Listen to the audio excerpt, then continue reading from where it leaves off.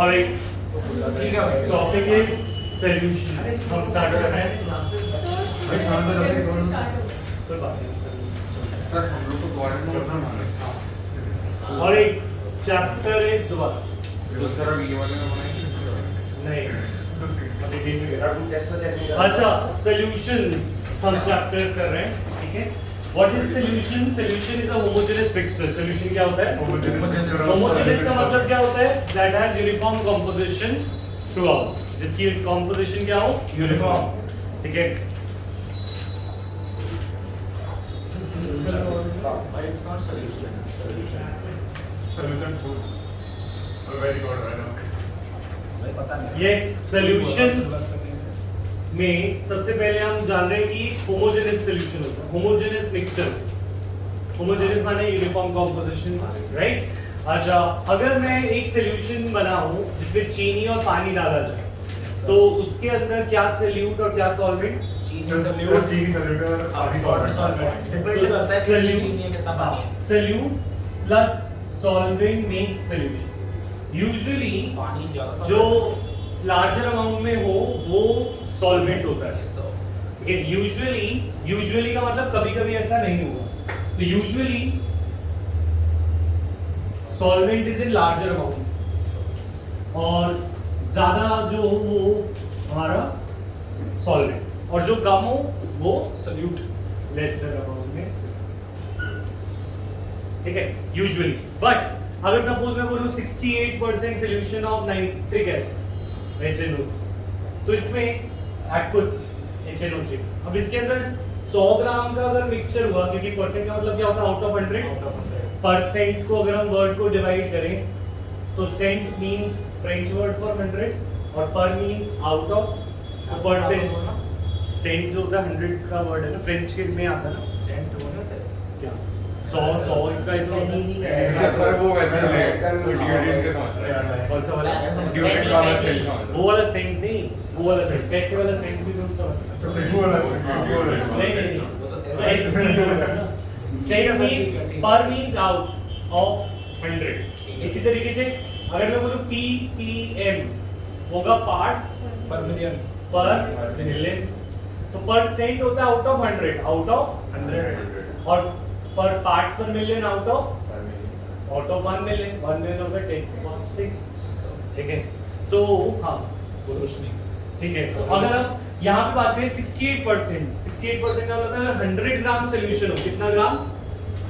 100 ग्राम solution हो तो उसमें 68 ग्राम HNO3 हुआ, क्योंकि परसेंटेज किसकी रखी है? HNO3. तो 68 ग्राम HNO3 हुआ तो 32 ग्राम क्या हुआ? वाटर. पर इसमें सॉल्वेंट क्या है, सॉल्यूशन क्या है? हां, सॉल्यूट क्या है? आपका पूरा सीरीज से आने लगा. सर वो वही चीज है. सीरीज का पकड़ा नहीं सही है. सीरीज की लोड पर बोलो अभी राइट पड़ा है. असली कैमरा प्यार मार दिया भाई. Yes. So I was saying अगर 68% सॉल्यूशन है, कितना?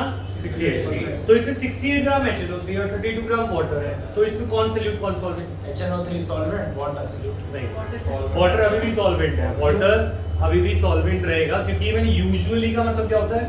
ज्यादातर, कभी-कभी नहीं, ज्यादातर कॉन्सेंट्रेटेड होगा. हाँ, कंसंट्रेटेड. कंसंट्रेशन. ठीक है? तो ये जो टर्म लगती है डाइल्यूट में लगती है. किसमें? Dilute solution. यूजुअली हम डाइल्यूट सॉल्यूशन से डील करते हैं. अभी water is a universal solvent. Water कैसा होता है? Universal solvent. Universal solvent. नहीं, कोई भी मिल जाए. और इसमें थोड़ा सा इंक डाल दो. इसमें थोड़ा इंक. अच्छा, तो सॉल्वेंट जो है कभी-कभी कम भी हो सकता है, जैसे 32 ग्राम. तो water is a universal solvent. कैसा सॉल्वेंट है? यूनिवर्सल. मतलब अगर कोई चीज पानी में, किसी चीज में पानी है तो सॉल्वेंट उसका सॉल्वेंट पानी ही लेंगे, चाहे पानी ज्यादा हो या कम हो. क्लियर है पॉइंट? सक्षम. तो सॉल्यूशन के आगे हम आते हैं. तो सॉल्यूशन में कितनी चीनी डिसॉल्व हुई है उसको बताने के लिए we will use its concentration. क्या यूज करेंगे? कंसंट्रेशन. कंसंट्रेशन को निकालने की कुछ टर्म्स होती हैं जो हमने पहले भी पढ़ी हैं, जैसे मास percent. Volume by volume. Mass percent तीन तरह के हम बोल सकते हैं, weight by weight percent, weight by volume percent और वॉल्यूम बाय वॉल्यूम परसेंट. ये दो तीनों का फॉर्मूला अलग अलग क्यों है? वेट बाय वेट का है weight of solute divide by weight of solution into 100 weight of solute upon weight of solution बोलो वेट को मास ना बोलते हैं या फिर मास तो W टर्म के लिए वेट को इनटू अच्छा वेट बाय वॉल्यूम में क्या होगा? Volume of solute by volume of solution into ठीक है और ऐसे ही वेट बाय वॉल्यूम में खुद फॉर्मूला बन जाएगा weight of solute by volume of solution over into 100 sir इस चैप्टर में होमोजेनस सॉल्यूशन का नहीं पड़ेगा बस सॉल्यूशन होते ही होमोजेनस ठीक है हेटेरोजेनस तो मिक्सचर होता है कोलॉइड्स होते हैं मिक्सचर ही मिक्सचर्स होते हैं दो तरह के होमोजेनस और heterogeneous solution is a homogeneous mixture heterogeneous क्या होता है? हेटेरोजेनस होते हैं जो यूनिफॉर्म नहीं होते उसका एग्जांपल है कोलॉइड्स और सस्पेंशंस ठीक है कोलॉइड्स पढ़ेंगे सरफेस केमिस्ट्री जो डिलीट हो गया छोड़ो तुम यहां तक ये नोट कर लिया सबने नहीं, तीनों फॉर्मूले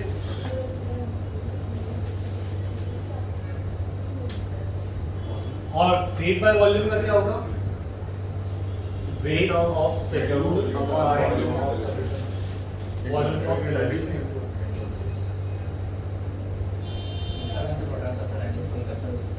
अच्छा इनमें से देखो परसेंट की वैसे यूनिट नहीं होती है क्यों नहीं होती क्योंकि ऊपर वाला भी सेम यूनिट होता है नीचे वाला भी और कट जाता है बट इसकी होगी क्योंकि इसमें ग्राम अगर सपोज ऊपर ग्राम है और नीचे ml तो वो कटेगा नहीं ठीक है तो यूनिट इनमें से वेट बाय वॉल्यूम की होगी वेट बाय वेट की यूनिट नहीं होगी और वॉल्यूम बाय वॉल्यूम की यूनिट नहीं ठीक है वॉल्यूम बाय वेट क्यों हो सकता वॉल्यूम बाय वेट यूज नहीं होता है वैसे वेट बाय वेट और ये ज्यादा यूज होते हैं फार्मा इंडस्ट्री में यूज होता है वेट बाय वॉल्यूम जब हम डोज ड्रग्स की बात करते हैं मेडिसिन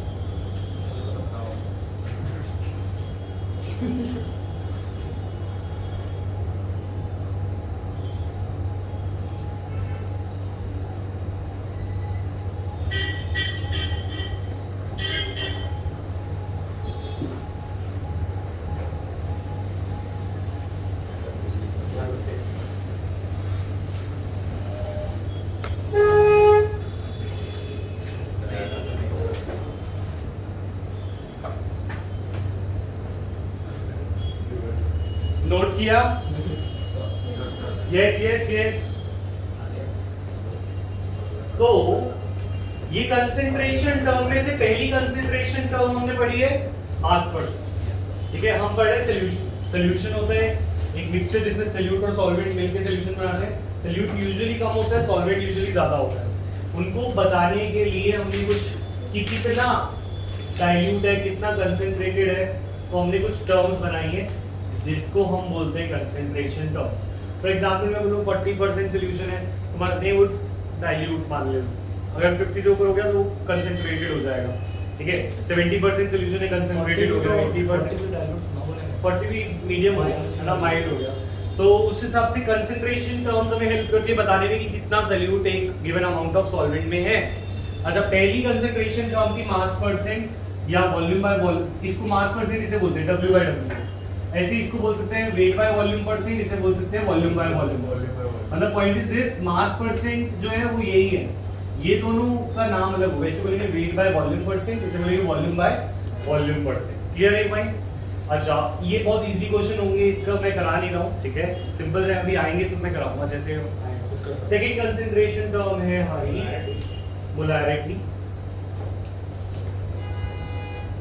ठीक है molarity can be defined as number of moles in 1 liter of solution इसी तरीके से मास परसेंट को भी तुम डिफाइन कर सकते थे डेफिनेशन वैसे पूछी नहीं जाती 12th में 11th में पूछी जाती है तो इसलिए इस पे ज्यादा फोकस करने की जरूरत नहीं है मास परसेंट की डेफिनेशन होती it is the amount of solute in the 100 gram solution वो तो डिपेंड करता है ना हम क्या ले रहे हैं वेट बाय वेट ले रहे हैं वेट बाय वॉल्यूम ले रहे हैं अगर हमें डेफिनेशन करनी है किसी की है ना हाँ मास परसेंट में वेट बाय वेट की कह रहा हूँ ठीक है अगर मास परसेंट की डेफिनेशन चाहिए मुझे तो मैं क्या कर सकता हूँ इस फॉर्मूले में वेट ऑफ सॉल्यूशन 100 रख दूं क्या कर दूं 100 तो 100 से 100 कट जाएगा तो कह सकता हूँ मास percent is actually the weight of solute in 100 gram of solution ठीक है तो इसकी डेफिनेशन करनी होती तो मैं लिखता it is the weight of solute in the 100 gram solution अच्छा, मोलैरिटी की डेफिनेशन है number of moles in 1 litre of solution. क्यों? क्योंकि इसका फॉर्मूला है मोलैरिटी का। मोलैरिटी को इस चैप्टर में रिप्रेजेंट करेंगे C से। किससे? C। C is equal to moles। इस साल नहीं है स्मॉल स्मॉल मोलैरिटी भी है। अच्छा, moles upon volume of solution. Volume of solution लिखना पूरा जरूरी है इन litres. Volume of solution in litres. अगर ml में हो तो 1000 ऊपर जाएगा। N क्या है? Moles of solute. N is moles of solute. Moles of solute का फॉर्मूला क्या होगा? Mass given mass upon mole mass. Moles का फॉर्मूला है गिवन मास डिवाइड बाय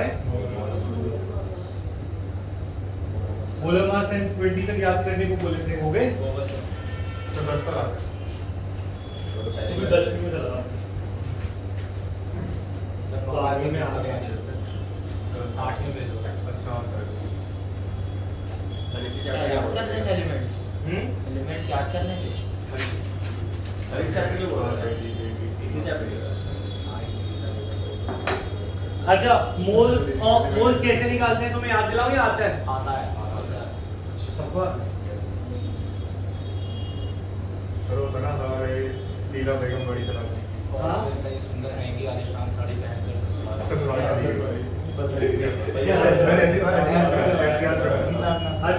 जैसे सपोज मैं बोलूं 72 ग्राम्स ऑफ वाटर। क्या बोलूं? 72 ग्राम का वाटर। ठीक है, इसके कितने मोल्स हैं? तो मोल्स निकालने के लिए इसका गिवन मास जो क्वेश्चन में गिवन होता है, गिवन मास 72। मोलर मास निकलेगा हाइड्रोजन का 1, 2 into 1, हाइड्रोजन के लिए 2 प्लस ऑक्सीजन का 16, टोटल 18 ग्राम पर मोल। यूनिट ऑफ मोलर मास क्या है? ग्राम पर मोल। ठीक है, तो 72 ग्राम्स गिवन मास और 18 ग्राम पर मोल किसकी यूनिट है? Molar mass. तो ग्राम से ग्राम कट बचेगा क्या? 3 या 4? 4 आएगा सर। 4 मोल्स। मोल कैसे निकालते हैं? अगर तुम्हें नहीं याद तो प्लीज एक एग्जांपल बना दो। अपने लिए 11 का कांसेप्ट है, अगर तुम्हें आता है तो इससे। अच्छा,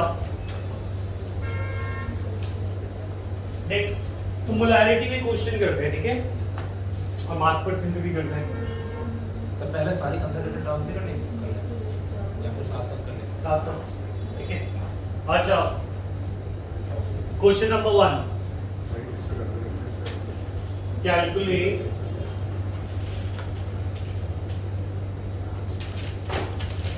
mass percent of a solution of a 300 gram of a solution prepared using, जल्दी जल्दी लिखेंगे, solution prepared using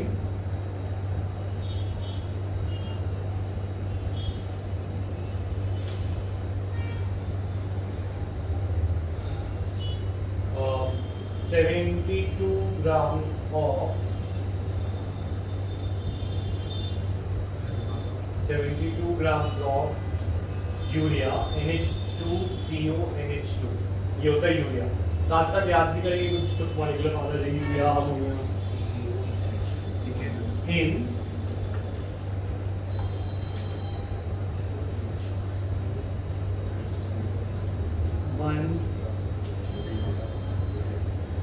in 80 grams of water। ठीक है, मास परसेंट निकालना इजी है।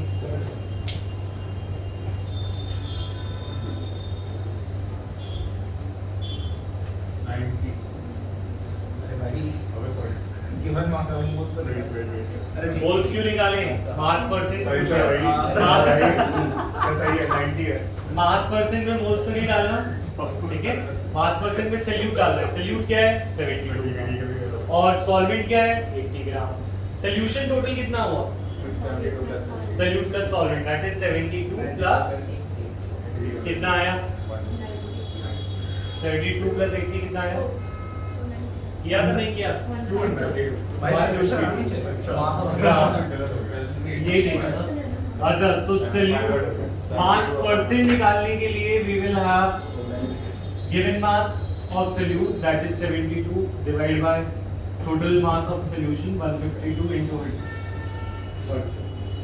सर सॉल्यूशन 144 ले लो। कोई बात नहीं। कैलकुलेशन से कैलकुलेशन मत करो सॉल्यूशन थोड़े ना बता रहा था हमें 5% बता दी थी तो नीचे क्या आता है मास ऑफ सॉल्वेंट या solution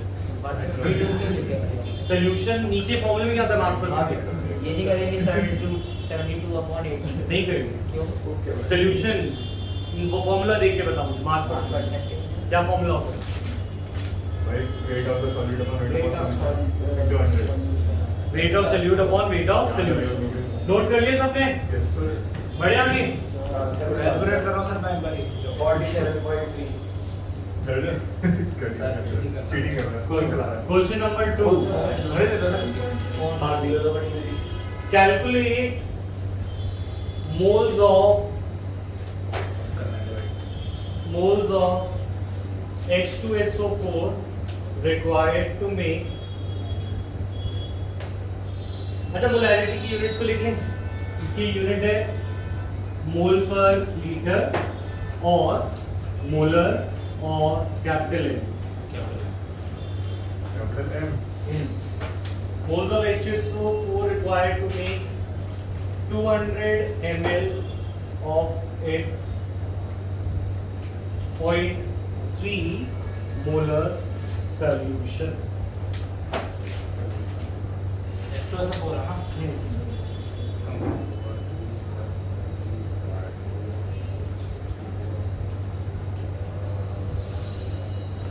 Calculate moles of H2SO4 required to make 200 ml of its 0.3 molar solution. Sir इसके मोलर मास क्या होगा इसका सब होगा मोलर मास से निकालने की के जरूरत लिए इसका है। क्या हम्म? एस जरूरत ही नहीं है फॉर्मूले में डालो सीधा। अच्छा मोल्स है चार मामला अच्छा हो गया मोलैरिटी का फॉर्मूला मोलर माने मोलैरिटी का फॉर्मूला क्या है moles of H2SO4 divided by volume of solution, right? Yes तो हमें क्या निकालना है मोल्स निकालने हैं ठीक है मोल्स को x ले लो अगर तुम्हें पसंद है और यहाँ पे क्या रखते हैं 0.3 यहाँ पे क्या रखते हैं 0.3 और डिवाइडेड बाय 0.2 0.2 क्योंकि 200 ml था इसको लीटर में करेंगे तो 200 को 1000 क्योंकि लीटर में डालते हैं हमेशा फॉर्मूले में तो आएगा x इक्वल टू 0.3 इंटू 0.06 तो कितना है 0.06 है ना सर अब ऐसे ही मास निकालना हो तो एक बार वो चेक करा दो मैंने ठीक अब बता सपोज दिया। कैलकुलेट आता मास रिक्वायर्ड अगर बोलता मोल्स की जगह मास क्या पूछता तो मास कैसे निकालते हैं मोल्स तक आ गए थे तो मोल्स का फॉर्मूला ओपन कर देते हैं moles equal to given mass हमें निकालना है divide by molar mass H2SO4 का निकालें 98 होता है 98 इज इक्वल टू 0.6 तो गिवन मास कैसे आएगा गिवन मास आएगा 0.6 into molar mass of H2SO4 का मोलर मास H का 2 सल्फर का 16 या 32 0.06 प्लस 4 into 16 टोटल 98 ग्राम 0.06 अच्छा इनटू मोलर मास कितना है 98 कितने ग्राम आया आपका 5.88 ग्राम 5.88 अगर मास पूछा होता हमसे तो कहाँ से छूट गए समझ आया अनन्या समझ आ रहा है वंश ये सब क्वेश्चन नहीं आते 12 ऐसे क्वेश्चन नहीं आते पर ये चाहिए क्योंकि आगे की लॉस करते हैं जल्दी से करेंगे नोट कर लिया आंसर्स पूरा सर वैसे भी फाइनल में तो आएगा ही तो ये फिर फाइनल में भी बहुत कमाल लग होगा सर आगे sir this is a rare chance पर इसके बेस पे आगे Raoult's law Henry law based है इसीलिए करना जरूरी है ओके सर बिठा लें नेक्स्ट कौन सा सर मोलैरिटी तो नेक्स्ट कंसंट्रेशन टर्म पे आते हैं मोलैरिटी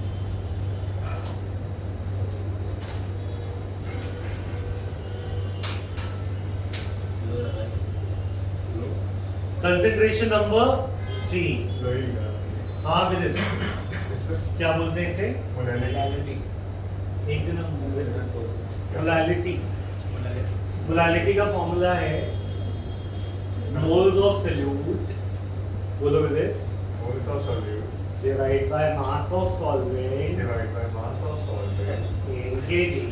in kg. ऐसे ही ऑक्यूपाइड रहो, आसपास बात मत करो। फिर से बोलो, moles of solute Moles of solute divide by divided by mass of solvent in kg. Sir एक बार फिर से बोल दो, रात में वीडियो बनाऊंगा। बन तो गई, चल अबे भाई सर ये क्लिप ठीक है। ठीक है, यहाँ तक क्लियर है? Yes sir. तो यहाँ पे डिफरेंस दो चीजों में है, मोलैरिटी और मोलैलिटी।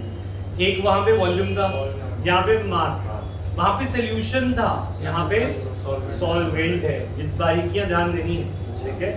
अच्छा, तो मोलैलिटी की यूनिट है मोल पर केजी, क्योंकि ये मोल में होगा, ये केजी में होगा, तो हम बोल सकते हैं मोल पर केजी और मोलर और स्मॉल एल। ठीक है, अब क्वेश्चन करते हैं, which is better and why? Which is better and why, molarity और मोलैलिटी? मोलैलिटी बेटर है सर, व्हाई? क्योंकि वो जो वॉल्यूम होती है वो टेम्परेचर से डिफरेंट कर सकती है, वेट नहीं करता। ठीक है, विच इज बेटर, मोलैलिटी और मोलैरिटी? मोलैलिटी इज बेटर क्योंकि मोलैलिटी मास पे डिपेंड करता है, किस पे? और मास कभी चेंज नहीं होता, टेम्परेचर के साथ भी नहीं, पर वॉल्यूम चेंज हो जाता है। ठीक है, तो मोलैलिटी इज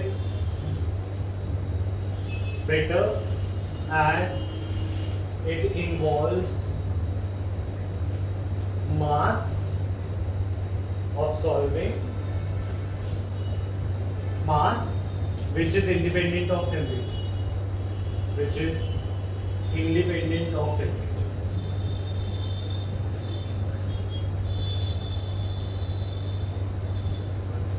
है ना, मास टेम्परेचर पे डिपेंड नहीं करता, इसलिए मोलैलिटी भी नहीं करती। वॉल्यूम टेम्परेचर पे डिपेंड करता है, इसलिए मोलैलिटी करती है। क्लियर है ये पॉइंट?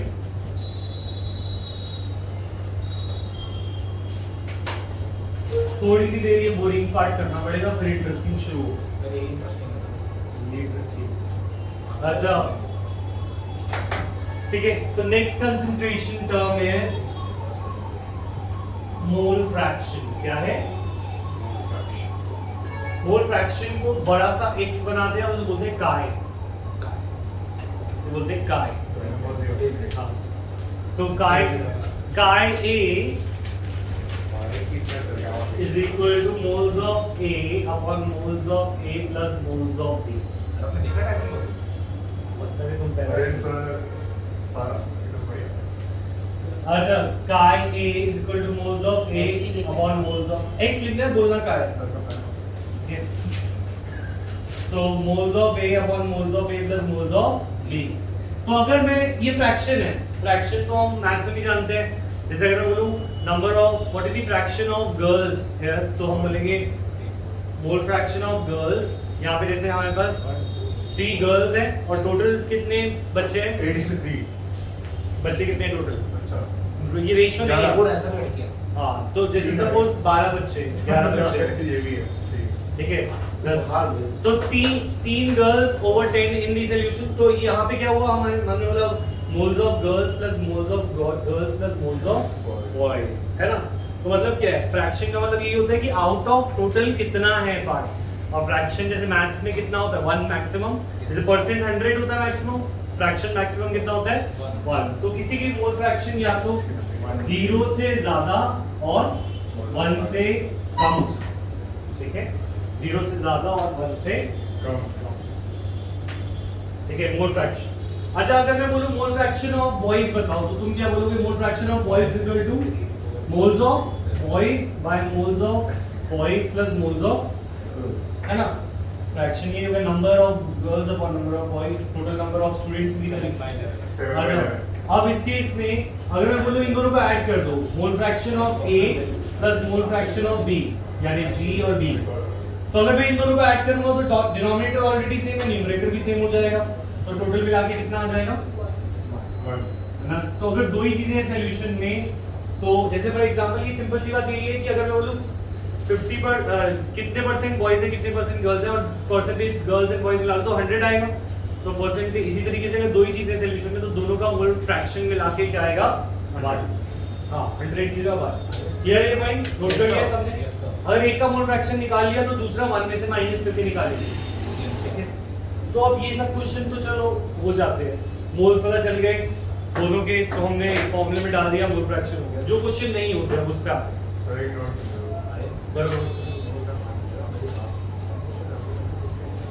एक क्वेश्चन है इन टेक्स्ट 2.5, अभी 11 बजे ठीक है, बुक का इन टेक्स्ट 2.5 मैंने आज सुबह ही कराया था, मुझे याद है अभी। तो इन टेक्स्ट 2.5 है कि a solution of Ki 20% solution of Ki, solution of potassium iodide Yes, sir. having density, लिखना है क्वेश्चन, having density 1.202 ग्राम पर ml, calculate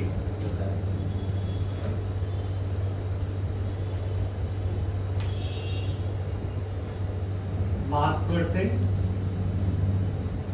तो ये भी नहीं है, molality, निकालना तो ऐसा बोलो दे रखा है। molality, अच्छा, change कर दिया। mole fraction and molarity of solution। तो क्वेश्चन में प्रॉब्लम क्या है? तो try करना है। हाँ, करो ट्राई करो। Calculator।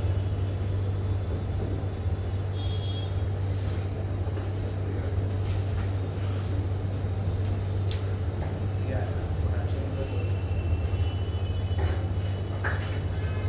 सर पोटेशियम 90 होता है ना उसका टर्म में? पोटेशियम इज गिवन होना चाहिए 38 होगा ना? 39 और आयोडीन इज 127 ग्राम पर इनकी मोलर मास।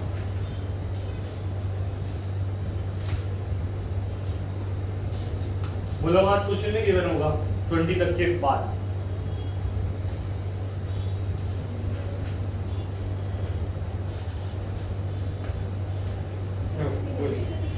हम्म 39 बोलो क्या कह रहे हो अक्षर?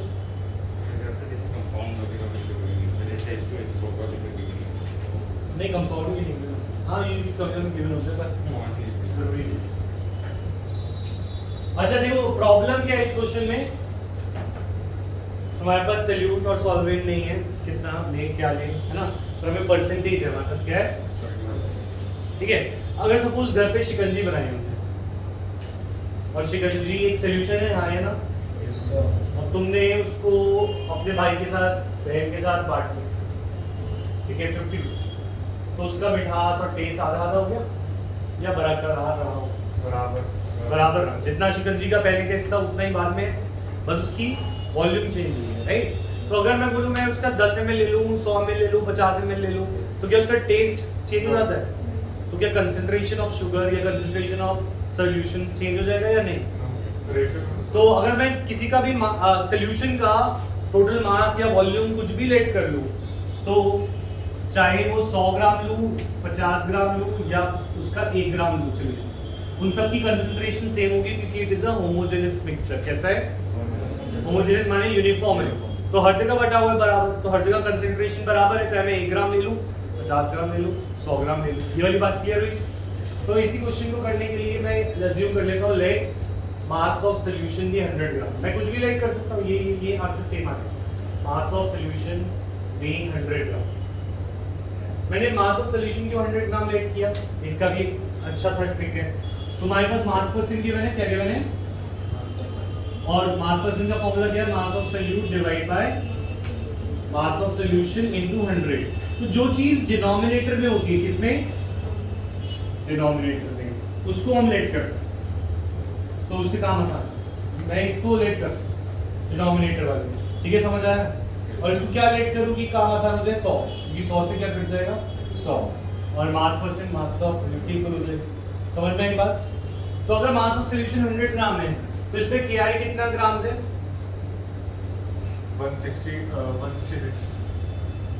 तो मोलर मास अगर 20% KI है तो 100 ग्राम सोल्यूशन में 20 ग्राम KI हुआ, है ना?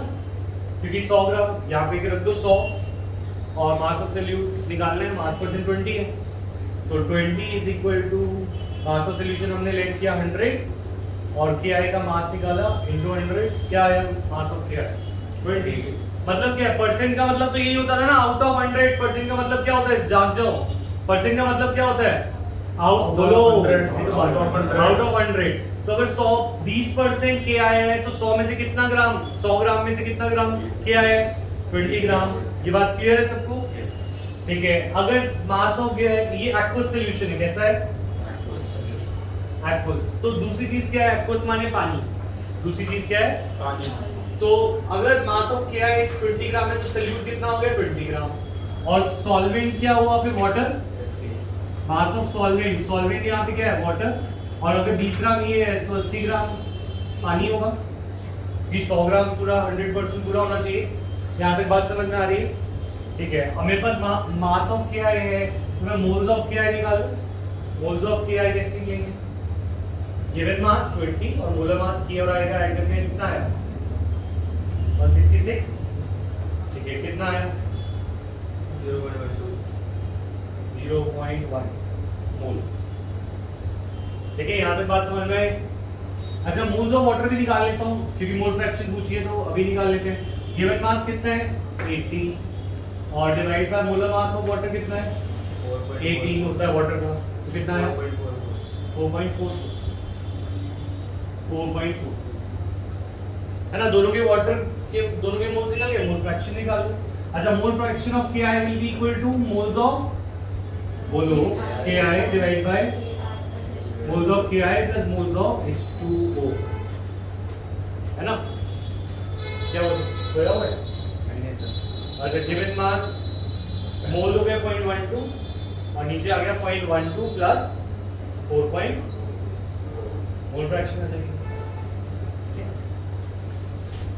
कुछ लिख लेना कुछ भी सारे ना समझ रहे हैं वो मोलारिटी के अंदर यूज होता है। अच्छा अब दूसरी चीज क्या निकालनी है, मोलैरिटी। क्या निकालनी है ये नोट करना तुमने? Yes, sir. आप कर लो पहले जल्दी से, मास यहाँ तक का कर लो।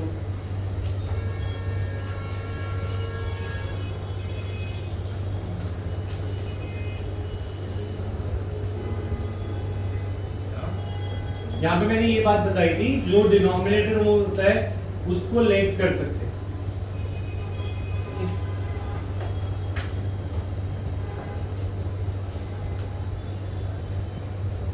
आंसर भी आता है, आंसर भी आता है। अब याद तो छोड़ो। तेरा कितना? मेरा molarity 1.50 mole fraction 0.02 mole fraction 0.02 moles है। मोल्स मैंने डाल दिया। अच्छा, हाँ, मोल फ्रैक्शन का डाटा दिया।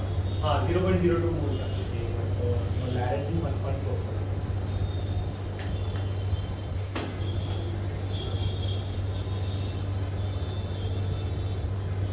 समझ आ गया पक्का है यहाँ तक?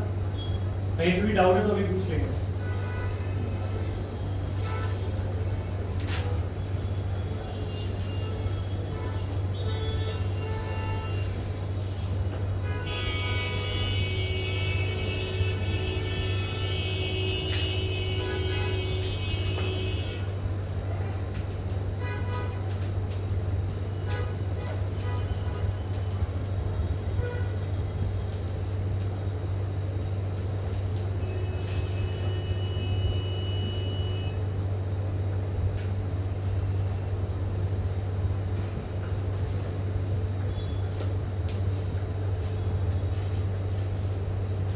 नोट कर लिया?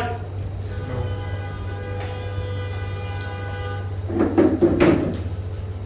करो आगे।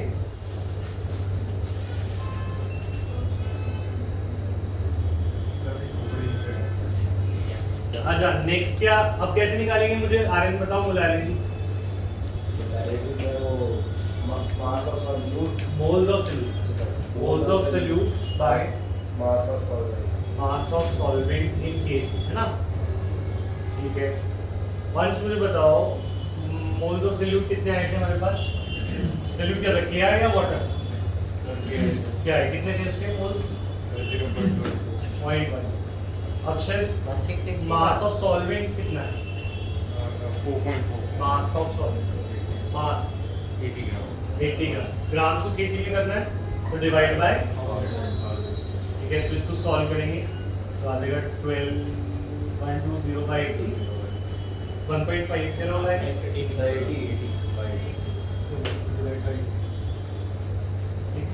कितना आया? 1.5 मोलर.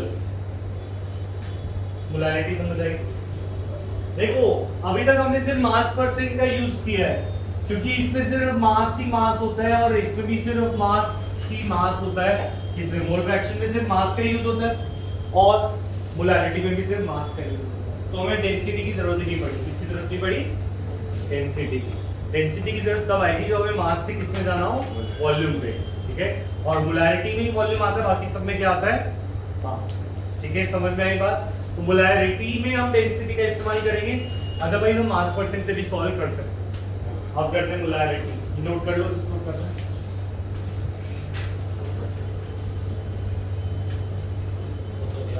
मोलैरिटी. अच्छा, मोलैरिटी का फॉर्मूला क्या है मुझे बताओ अक्षर. अच्छा पहले ये बताओ, क्षितिज बताओ. moles of solute moles of solute upon volume of solid in liters solution. or solution in liters ये volume of solution. Moles of solute कितने हैं सक्षम? 0.1. ठीक है. विद वॉल्यूम ऑफ सॉल्यूशन कैसे निकालें? Volume is equal to mass upon density. बोल सकता हूँ वॉल्यूम ऑफ सॉल्यूशन चाहिए तो मास ऑफ सॉल्यूशन कितना लिया था हमने? 100 ग्राम. कितना लिया था? 100. और डेंसिटी कितनी है? 1.202. ये ग्राम में, ग्राम पर ml में, आंसर ml में आएगा. 83.14. ठीक है. तो आंसर आएगा ml में 83.14 या फिर यहाँ पे कट ही जाना है. ठीक है. तो वॉल्यूम आ गया यहाँ तक. क्लियर है? अच्छा वॉल्यूम में यहाँ पुट कर. तो वॉल्यूम ऑफ सॉल्यूशन आया 100 डिवाइड बाय 1.202. ठीक है. ये ml में, किसमें है? ml को लीटर में करने के लिए डिवाइड बाय. ठीक है. तो इसको अगर मैं शिफ्ट करूंगा तो इट विल बिकम 1000 ऊपर 100 नीचे 0.12 इनटू 1.2 ले लेता हूँ अप्रोक्सीमेटली और 1000 ऊपर जाएगा 100 नीचे रहेगा. 100 से ये कट, ये बन जाएगा 1.2 into 1.2 that is 1.4 मोलर. हाँ बोलो यहाँ से.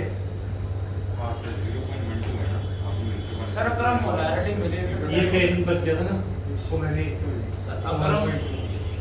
सर अगर हम मोलैरिटी उसमें निकालते मिलीलीटर के अंदर और उसकी यूनिट भी एंड में सिर्फ ठीक लिखते हैं, क्या लिखते हैं? यूनिट भी ठीक लिखते हैं कि लाइक मोल पर मिलीलीटर लिखते हैं, तो क्या मोलैरिटी रहेगी? वो नहीं, मोलैरिटी लीटर के अंदर रहेगी. लीटर नहीं. या ये वाला रिपीट करो या क्लियर है? ठीक है. तो ये हुआ हमारा डिफिकल्ट वाला क्वेश्चन. ऐसे क्वेश्चन कर पाएंगे तो मास percent given molarity, molarity, mole fraction निकालना हो जाएंगे होमवर्क में. हो जाएंगे प्रत्यक्ष. तो अब हम टॉपिक शुरू करते हैं. अब सॉल्यूशन शुरू करते हैं. ये सब 11th का पेपर चाहिए था इसलिए 12th में दोबारा है पर इससे क्वेश्चन दिया. ठीक है. तो बढ़े आगे चैप्टर पे. Let us talk about solubility. कहाँ नोट कर लिए? अभी रुको. कर लिया.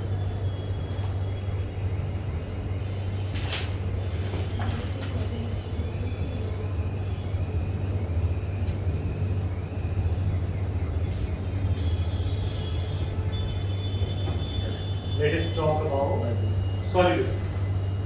What do you think is solubility? ability to dissolve, I guess. देखो ये है वाटर. क्या है? इसमें मैंने चीनी डाली 1 चम्मच. वो 1 चम्मच घुल गई. वो घुल गई. मैंने 2 चम्मच डाली, 2 चम्मच घुल गई. 3 चम्मच डाली, वो नहीं घुली, नीचे बैठ गई. राइट. इसको क्या बोलते हैं? सैचुरेशन। क्या बोलते हैं? सैचुरेशन माने और नहीं घुल रहा, राइट? ठीक है, तो सैचुरेशन पहली डेफिनेशन है हमारे पास। Saturation is a state when no more solute can be added. Yes, saturated solution. A state when no more solute can be dissolved in a given amount of solvent. No more solute can be dissolved in a given amount of solvent. लिखना है सारा। हाँ, लिखना है पूरा। देखिए,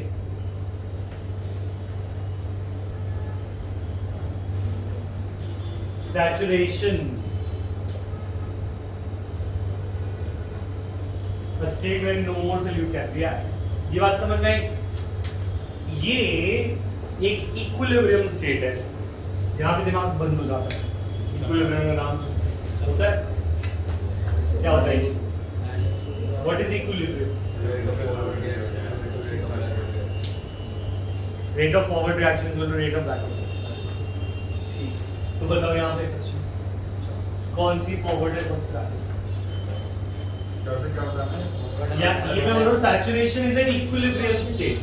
पहली बात तो इक्विलिब्रियम होता क्या है वो भी बताता हूँ, पर जिसने इक्विलिब्रियम पढ़ा हो उससे पूछता हूँ। सैचुरेशन इज एन पढ़ा नहीं है पर गेस कर सकता हूँ। सक्षम बताओगे या इससे पूछना होगा? बोलो। Sugar plus water. हाँ, सॉल्यूशन और सॉल्यूशन वापस भी आ रहा है, वापस नहीं आ रहा तो फिर बैकवर्ड क्या होगा? आ रहा है। इसके अंदर जो पहले डिसॉल्विंग हो रही है शुगर की वाटर के अंदर, वो फॉरवर्ड रिएक्शन हो गया हमारा, और जो शुगर डिसॉल्व्ड है वो प्रेसिपिटेट होकर नीचे बैठना है, इस बैकवर्ड रिएक्शन। ठीक है, देखो मेरी बात सुनो। यहाँ पे हम कह रहे हैं दो प्रोसेस चल रहे हैं, इक्विलिब्रियम में दो प्रोसेस चलते हैं, ठीक है? यहाँ पे क्या हो रहा है, एक बार हम देख रहे हैं तो सल्यूट, अक्षर ध्यान देने अनन्या, सल्यूट प्लस सॉल्वेंट, यहाँ पे पहले ध्यान दो, सुनो। Solute plus solvent makes solution, solute plus solvent makes solution. ये आगे जा रहा है, माने चीनी पानी में घुल रही है, और जब दिवाली के रसगुल्ले को फ्रिज में रख दिया जाए, हाँ भी आई थोड़ी देर में। अच्छा, जब दिवाली के रसगुल्लों को फ्रिज में रख दें ठंडा होने को, तो उसमें से चीनी बाहर आ जाती है हार्ड। तो होता क्या है, उसके अंदर चीनी का सोल्यूशन होता है रसगुल्लों में, और उससे चीनी सोल्यूट बाहर आती है। तो उल्टा भी होता है कि नहीं होता? कभी कभी सोल्यूशन में से सोल्यूट बाहर आ जाता है। इस साइड को बोलते हैं डिसोल्यूशन, इस साइड को क्या बोलते हैं? डिसोल्यूशन। जब सोल्यूट डिसॉल्व हो तो उसे बोलेंगे डिसोल्यूशन, और जब चीनी बाहर आ जाए सोल्यूशन से बोलेंगे क्रिस्टलाइजेशन। क्या बोलेंगे? तो ये दो प्रोसेसेस हैं। हम कह रहे हैं जब सैचुरेशन आता है, जब क्या आता है? सैचुरेशन। जब सैचुरेशन आता है तो ये भी चल रहा होगा और ये भी चल रहा होगा। प्रूफ करो कैसे? मतलब हम कह रहे हैं जब ये चीनी 2 चम्मच चीनी डाल दी मैंने, उसके बाद सल्यूट इधर से थोड़ा सा सल्यूट सॉल्यूशन में भी जा रहा है, सल्यूट किस में जा रहा है? और सॉल्यूशन से बाहर भी आ रहा है। अजीब बात है वैसे, हाँ रेडियोएक्टिव, ठीक है? तो ऐसा लगता नहीं है ना, ऐसा लगता है तो चीनी हमने डाली थी तीसरा चम्मच, वो नीचे बैठा हुआ है। तीसरा चम्मच यही है या वो तीसरा चम्मच इक्विलिब्रियम में है, वो अंदर भी जा रहा है बाहर भी आ रहा है। तो इसका प्रूफ करने का भी एक तरीका प्रूफ किया हमने। क्या किया? 2 चम्मच शुगर, इसकी सॉल्युबिलिटी क्या है? 2 चम्मच शुगर 2 स्पून पर लीटर, ये मैक्सिमम इतना डिसॉल्व हो सकता है। कितना? 2 स्पून पर लीटर। इसकी सॉल्युबिलिटी है 2 स्पून। हमने डाले थे 3 स्पून, कितने? 3, ठीक है। हमने 2 चम्मच डाले नॉर्मल शुगर जो हम खाते हैं, नॉर्मल शुगर, और 1 चम्मच जो आखिरी चम्मच डाला जब पूरा घुल चुका था, तो जो आखिरी चम्मच डाला वो डाला रेडियो एक्टिव शुगर जिसमें कार्बन 14 हो, ठीक है? रेडियो एक्टिव है, रेडियो एक्टिविटी ग्रेड कर सकते हैं। यहाँ पे बात में पहले 2 चम्मच कौन से डाले? नॉर्मल, और 1 चम्मच क्या डाला? रेडियो एक्टिव, ठीक है? रेडियो एक्टिव डाल दिया। तो रेडियो एक्टिव शुगर कहाँ रहनी चाहिए हमारे हिसाब से? नीचे रहनी चाहिए। यहाँ पे रेडियो एक्टिविटी दिखनी चाहिए क्योंकि 2 चम्मच जो थे वो नॉर्मल थे, जो घुल चुके थे, और तीसरा चम्मच नीचे जाके रेडियो एक्टिव आना चाहिए। थोड़ी देर बाद हमने देखा कि सोल्यूशन में से भी रेडियो एक्टिविटी आ रही है, और नीचे में कुछ शुगर में रेडियो एक्टिविटी नहीं है। तो ऐसा कैसे हो सकता है जबकि ऊपर 2 चम्मच ही है नीचे 1 चम्मच ही है? कैसे हो सकता है? ऐसा हो सकता है कि जब हमने सैचुरेशन आ गई थी उसके बाद भी रिएक्शन रुकी नहीं थी, रिएक्शन रुकी नहीं थी, तो भी थोड़ी सी रेडियो एक्टिव शुगर, आधा चम्मच रेडियो एक्टिव शुगर यहाँ डिसॉल्व हुई और आधा चम्मच पानी से निकल के यहाँ पे आ, तो इसीलिए रेडियो एक्टिविटी ऊपर भी आ गई और नीचे से गायब भी हो गई। तो पॉइंट इज दिस कि हमने प्रूफ रखा है कि जब पानी पूरा सैचुरेट हो जाता है सोल्यूशन तो भी दोनों प्रोसेस चलते रहते हैं, ठीक है, वो डिसॉल्व भी होती रहती है और वो डिपॉजिट, पर उसका मास कांस्टेंट रहता है। सोल्यूशन में 2 ही रहेगा, नीचे 1 चम्मच ही रहेगा, तो आधा चम्मच अगर इधर गया तो आधा चम्मच इधर आएगा, तो बराबर गया और बराबर वापस आया, इसे बोलते हैं equilibrium. Rate of forward reaction is equal to rate of backward reaction. समझ में आएगा?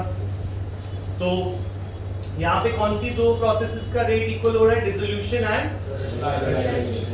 ठीक है, क्लियर है? यहाँ तक नोट कर लें।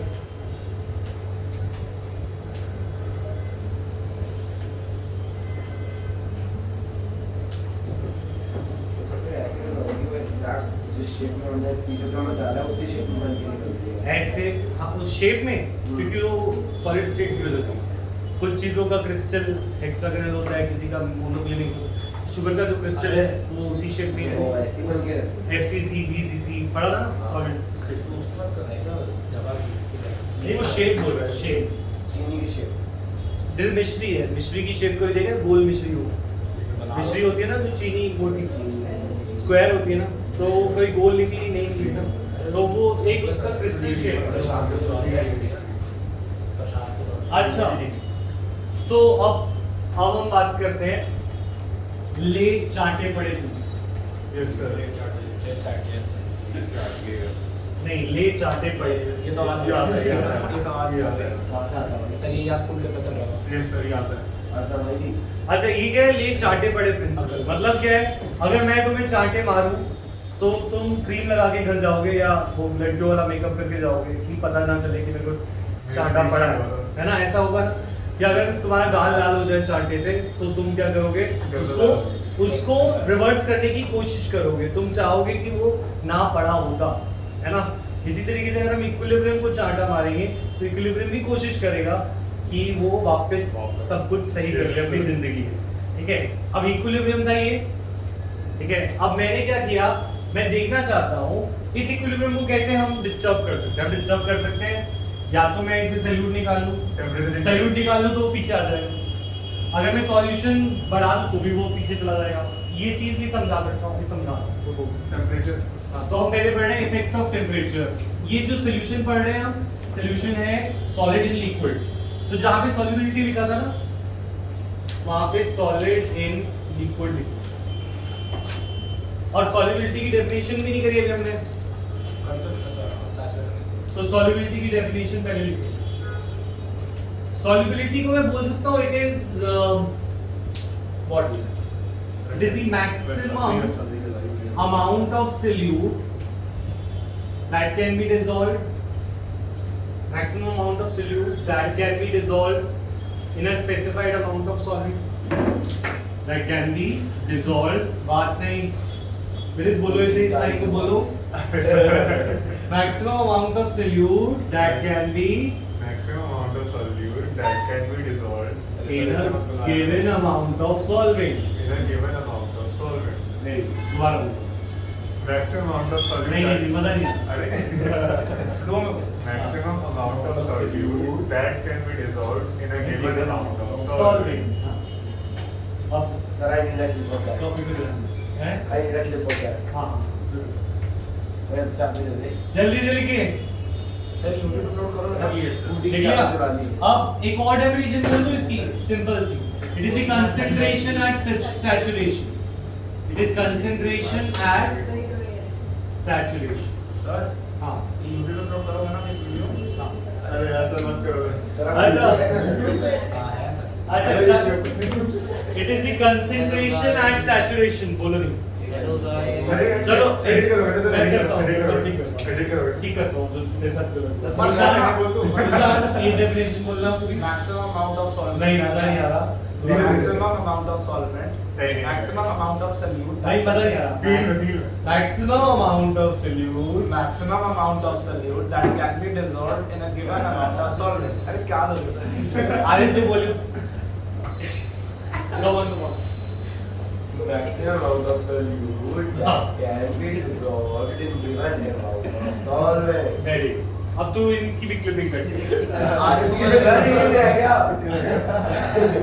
चलो खत्म बात सर सेम स्कूल है सर वैसे रहेगा ऐसी बात सर वैसे रहेगा। चलो क्षितिज एक बार और रिक्वेस्ट बीट बॉक्सिंग के साथ कर भाई बीट बॉक्सिंग के साथ बीट बॉक्सिंग के बीट साथ बॉक्सिंग यस जल्दी जल्दी चलो क्या सर चल बीट बॉक्सिंग कितने आते हैं बस बस बस बस बस बस बस अभी एंड में करें सर मैं स्कूटी की चाबी चला अच्छा देखो solubility is also concentration at saturation क्षितिज क्या है